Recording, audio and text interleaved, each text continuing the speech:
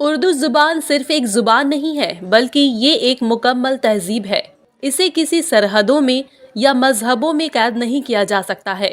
یہ الفاظ ہے جانی مانی پترکار عرفہ خانم شیروانی کا۔ دراصل آج گڈ ہیومن فاؤنڈیشن کے بینر تلے صوفی جمیل اختر لٹریری سوسائٹی کی اور سے جشن اردو 2023 پروگرام کا آیوجن ہوا،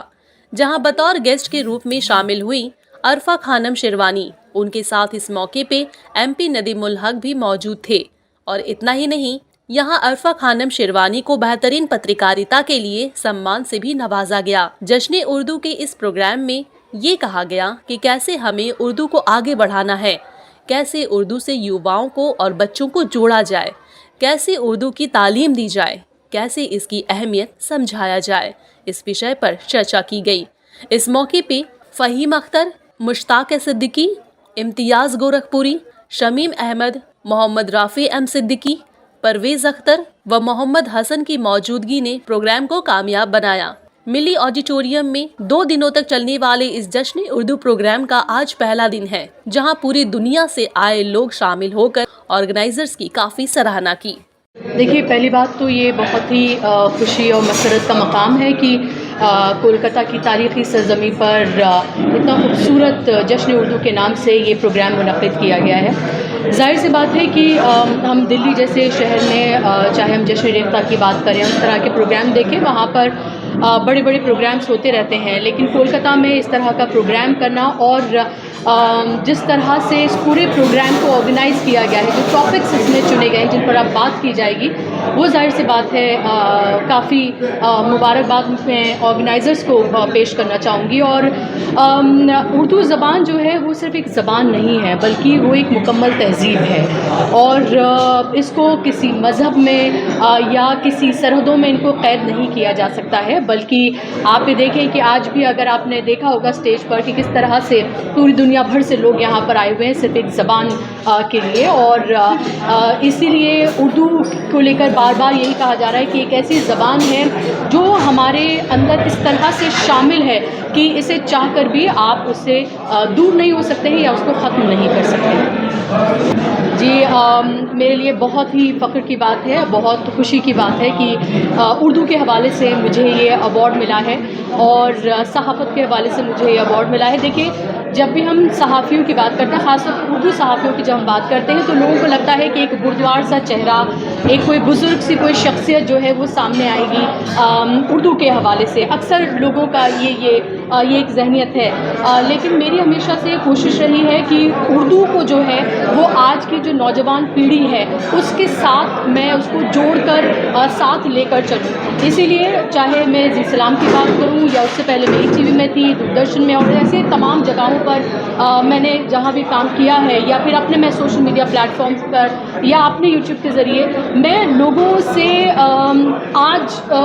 کے نوجوان جو پیڑھی ہے اس کو اردو سے کس طرح سے جوڑا جا سکتا ہے، اس کو لے کر میں خاص طور پر کام کرنا چاہتی ہوں، کیونکہ آپ یہ دیکھیں کہ خالی یہ عشق مشق کی زبان نہیں ہے کہ صرف جب بھی اردو کی بات آتی ہے صرف اسے عشق سے جوڑ دیا جاتا ہے۔ اس سے مجھے تھوڑا سا پرہیز ہے۔ مجھے لگتا ہے کہ اردو جو ہے وہ تہذیب کی زبان ہے، اور اس طرح سے ہمارے اندر وہ رچی بسی ہے کہ اسے چاہ کر بھی نہیں نکالا جا سکتا۔ جی،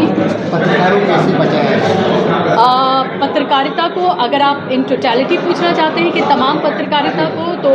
آپ کو جو پترکاریتا کا جو دھرم ہے اس کو آپ کو نبھانا ہوگا بنا ڈرے۔ آپ کو اپنی وہ بات کہنی ہوگی جو آپ کہنا چاہتے ہیں۔ دیکھیے، دشواریاں بہت ہیں۔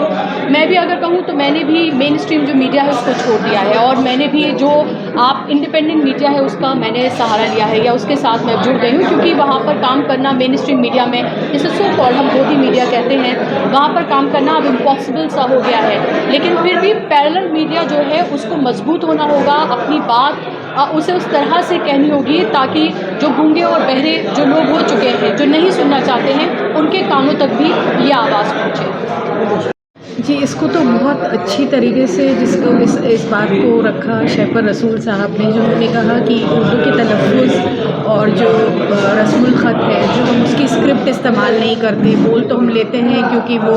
جس کو ہمیں شجرے میں ملا ہے، لیکن ابھی ہم دیکھیں تو ہمارے بچے بھی جو ہیں اور فیوچر جنریشن سے ہماری توجہ انگریزی اور باقی دیگر زبانوں کی طرح اتنی زیادہ ہو گئی ہیں نیچرلی، کیونکہ وہاں پہ پروفیشنل ریکوائرمنٹس ہیں امپلائمنٹ کی وجہ سے، تو اردو کہیں نہ کہیں چھوٹی جا رہی ہے، کہ مادری زبان کا جو حق ہے وہ ہم ادا نہیں کر پا رہے۔ تو بہت ضروری ہے کہ اس طرح کے اور پروگرام بھی منعقد ہوں اور ہم کوشش کریں کہ اپنے گھروں میں جیسے اردو اخبار ہیں، اردو رسالے ہیں، ان سب کو استعمال کریں، ان کو پڑھیں اور اس زبان کو آگے بڑھائیں۔ خوشی ہو رہی ہے کلکتہ میں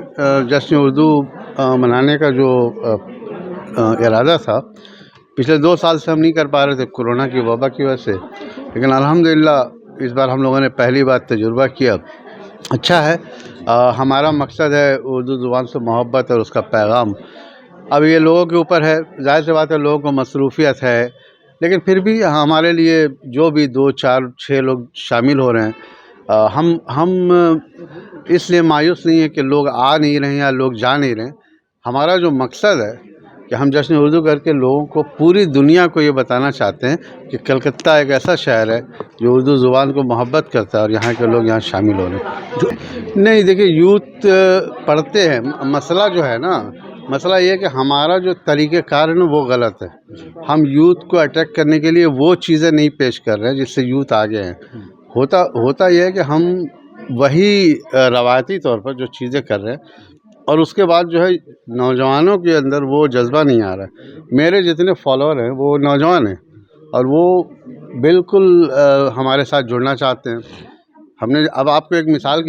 مثال دیتا ہوں کہ یہاں سینٹ تھامس اسکول ہے، وہاں ہمارے صوفی جمیل اختر لٹریسی سوسائٹی کی ڈیلیگیشن گئی ہے، ان کے پرنسپل سے بات کی ہے اور ہم نے کہا کہ آپ کے ہاں جو اردو اسپیکنگ پیرنٹس کے بچے آتے ہیں، آپ ہمیں ان بچوں کو پڑھانے کے لیے اردو ہفتے میں 1 یا 2 دن کلاس روم دیں، ہم ٹیچر اپوائنٹ کریں گے۔ اور یہ بات ہوئی ہے، ابھی تک وہ مطلب کہ عملی جامہ نہیں پہنائی گیا، تو ہم یہ مثالیں اس لیے دے رہے ہیں کہ یہ چھوٹی چھوٹی چیزیں نوجوانوں میں جذبہ پیدا کرنے کے لیے۔ دیکھیے، زبان سیکھنے کے بعد اب افسانہ نگار بن جائے، کالم نویس بن جائے، یہ مقصد نہیں ہونا چاہیے۔ زبان بولنے کے لیے عوام سے جوڑنا پڑے گا۔ اسی لیے میں اپنی ڈائری میں جب یہاں کالم لکھتا ہوں کلکتے میں، تو زیادہ تر پڑھنے والے میرے عام لوگ ہوتے ہیں، وہ لوگ ہوتے ہیں جو پان کی دکان پہ کھڑے ہوتے ہیں، چائے کی دکان پہ کھڑے ہوتے ہیں، اور ادبی محفلوں میں وہ لوگ آتے ہیں جو اردو کا صرف بیڑا گرک نہیں کر رہے ہیں، بلکہ اردو کا اپنی ذاتی مفاد کے لیے استعمال کرتے ہیں۔ اردو بولنے پر، اردو عوام کی زبان ہے، عوام میں جانا پڑے گا۔ عوام میں جانے کے لیے اسی لیے فہیم اختر جو ہے پوری کوشش کر رہا ہے کہ عوام میں جائے، لوگوں سے ملے۔ اب میں ہمیشہ عام آدمی پر یقین کرتا ہوں اور ان کے ساتھ کام کرنا چاہتا ہوں۔ جس طرح سے ایک نفرت کا دور پورے ہندوستان میں چل رہا ہے، اور جو لوگ نفرت بڑھا رہے ہیں یا پھیلا رہے ہیں پورے ہندوستان میں، ان کی ایک کوشش یہ بھی ہے کہ اردو کو بدنام کرنا اور اردو کو ایک خاص قوم کے نام کر دینا،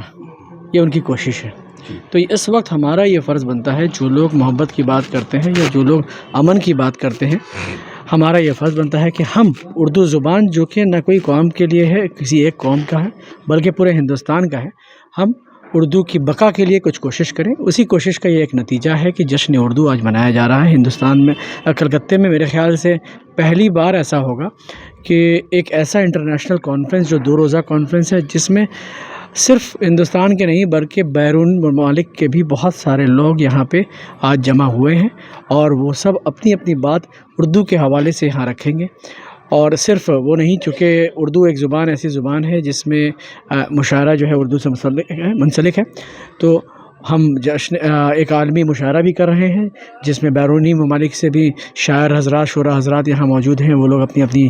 شعر اشعار پیش کریں گے۔ اس کے علاوہ جو ہے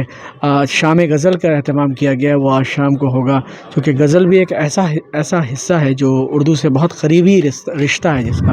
تو شام غزل آج ہوگا۔ اور 2 روز جو ہے یہ سیمینار چلے گا، جس میں سب اپنی اپنی باتیں رکھیں گے، الگ الگ عنوان کے اوپر، چاہے وہ اردو صحافت کے اوپر ہو یا اردو کی ہسٹری کے اوپر ہو یا پھر اردو کے ان شخصیات کے اوپر جنہوں نے اردو زبان کے لیے بہت ساری خدمات کی ہیں، اور ان سب کے اوپر یہ 2 روزہ پروگرام چلے گا۔ لیکن مغربی بنگال کا جو کیپٹل کلکتہ کولکتہ جو ہے، یہاں پہ دیکھیے یہ بہت ہی تاریخی جگہ ہے، جہاں سے مولانا ابوالکلام آزاد، جہاں داغ اور ایسے بہت ساری اردو کی شخصیات یہاں سے جو ہیں وہ منسلک ہیں، جیسے اعجاز افضل صاحب یہاں سے